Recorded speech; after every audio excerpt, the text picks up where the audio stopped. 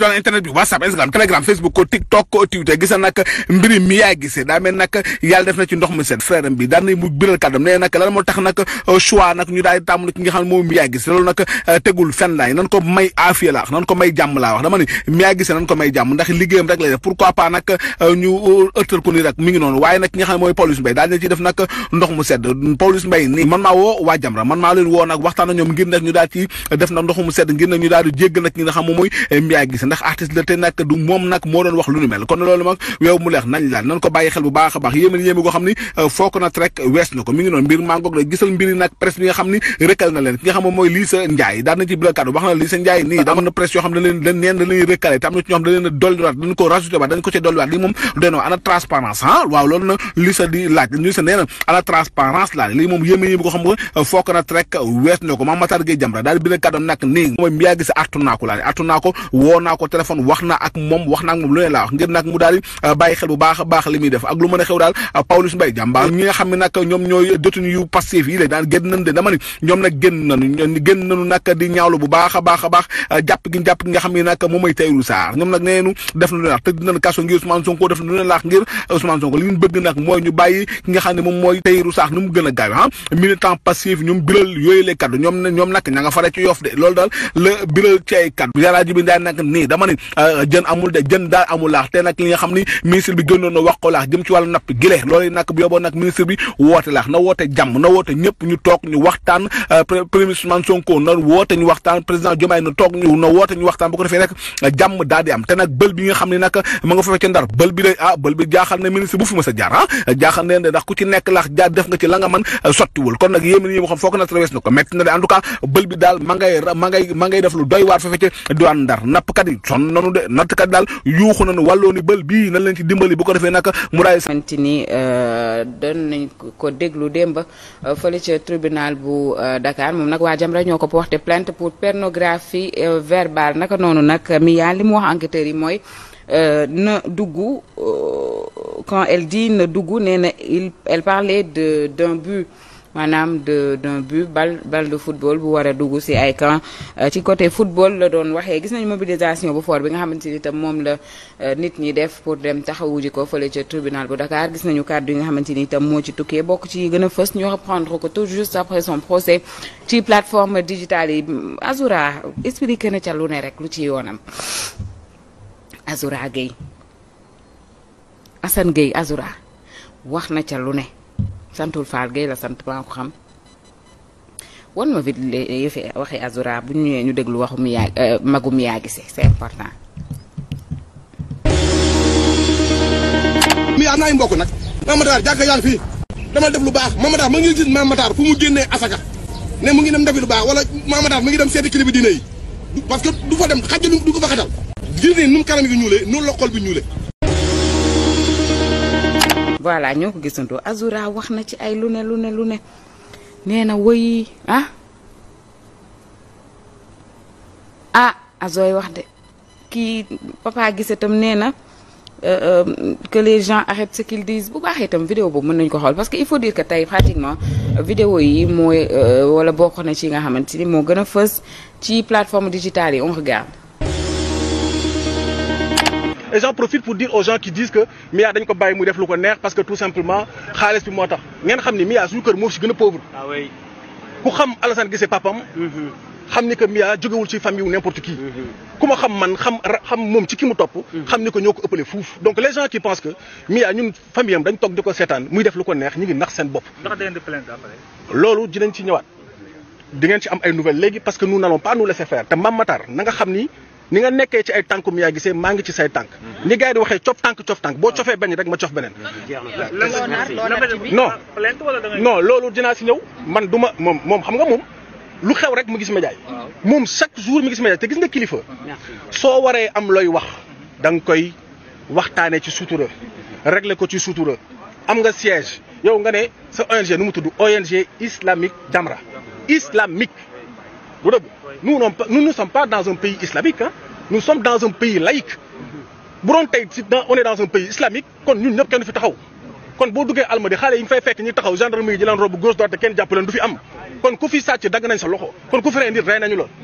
On est dans une religion de tolérance yàlla suñu boppam ci boppam moo njëkk a joxe tolérance. voilà ñoo ko gisandoo coowal Mia Guissé ak ki nga xamante ni moom moo di Mame Makhtar Gueye dinañu wax itam ci criminalisation illégale bu activité de presse yi CAP nag daal dinañuy monter au créneau déposer ay recours à la Cour suprême di annoncer itam ne dinañu def benn sitting ci kanamu ministère de la communication leneen loo xamante ni itam moo jëm ci wàllum asphyxie financière ak fermeture d'organes la presse ñoom dañu daal di faire face au monstre loolu nag le site internet yi xëy titré li nga xamante ni moom la ñuy waajal leneen loo xamante ni itam tukkee ci ay yëfi Farba Ngom mu ngi wéyandi di def xëy la chronique sur les plateformes digitales mu di le fait que ñu inculpé waat ko moom moomu à nouveau par le pôle judiciaire financier parquet bi nag ñu ngi koy viser pour association de malfaiteurs en bande criminelle organisée ay waaye noppal leen Farba Ngom nag ah mais yi ñu koy wax yëpp son frère malfaiteur association coffre 100 millions Farba 900 milliards kii bari de milliards yi bari na de wala ma maandu waaw affaire yi boo maanduwul da ngay wéttali ji Farba de man vraiment man mu déjà man je fais pas une bonne compagnie man mënu ma wéttali kenn oui. leneen loo xamante ni itam dinañu ci wax muy le ministre de la santé qui a tiré la sonnette d'alarme di laajte lan moo waral il y a autant de morts entre 19h et 7h du matin loolee nag ab laaj la bu mu samp certainement mu ñëwaat xëy na ci guddi gi suñu plateau sanitaire duy faral di am bras en tout cas ak lu ñu ci mën a jàpp rek daal dinay sonner la sonnette d'alarme pour tiré ci li nga xamante ni moom moo di ay solution j'ai vu une vidéo sur SNFlix ñuy wax ci Dakar on est en prélude pratiquement de la fête du travail suba le 1er mai mais vidéo bi nga xamante ni dañu ko réaliser à Dakar pour retracer d'une manière très rapide les différents métiers yi nga xamante ni moom moo fi am c'est vraiment en train d'être très commenté itam ci réseaux sociaux yi parce que dafa ñëwaat vraiment ci effectivement anam bi nga xamante ni xëy na noonu la yenn ci ay liggéeykat dul gis seen bopp ci li ñuy liggéey fi ci réew mi nañ ko xool. Franchement, pourquoi on parle pas plus de ce paradoxe du travail au Sénégal? Au Sénégal, le maçon construit des villas de luxe, mais rêve d'un toit qui ne fuit pas. Le menuisier fabrique des armoires solides. Pourtant, il range ses vêtements dans des sacs en plastique. Le mécanicien ressuscite des moteurs, mais rentre chez lui sur la moto cassée de son petit frère. Le manœuvre soulève des tonnes de ciment chaque jour, mais n'arrive pas à soulever 10 000 francs à la fin du mois. Les ouvriers du bâtiment construisent des immeubles qui touchent le ciel, mais leurs loyers, eux, touchent le fond. Le taximan connaît toutes les rues, mais ne trouve pas le chemin de la banque. Les courtiers sont au cœur de tous les marchés, mais toujours en marge des bénéfices. Et le faux marabout promet la richesse éternelle,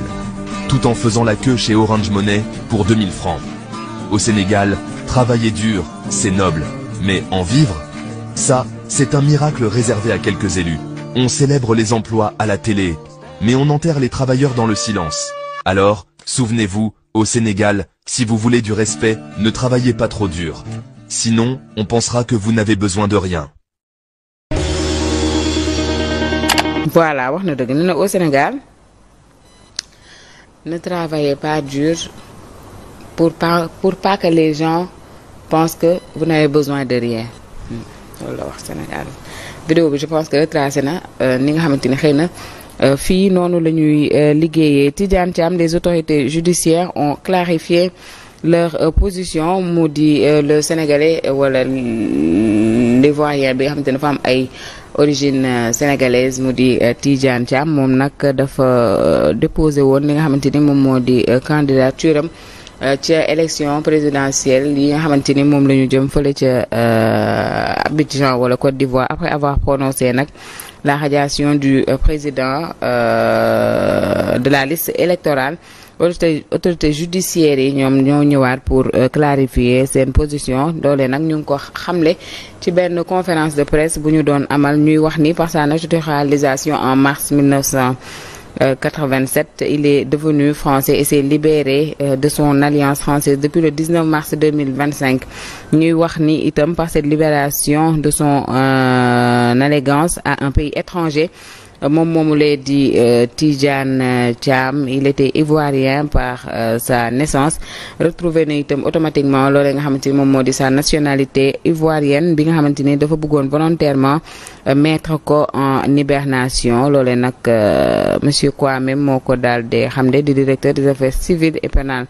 ñuy wax ni ñoom jamono yi nga xamante ni moom la ñu doon wax ci conférence de presse bi,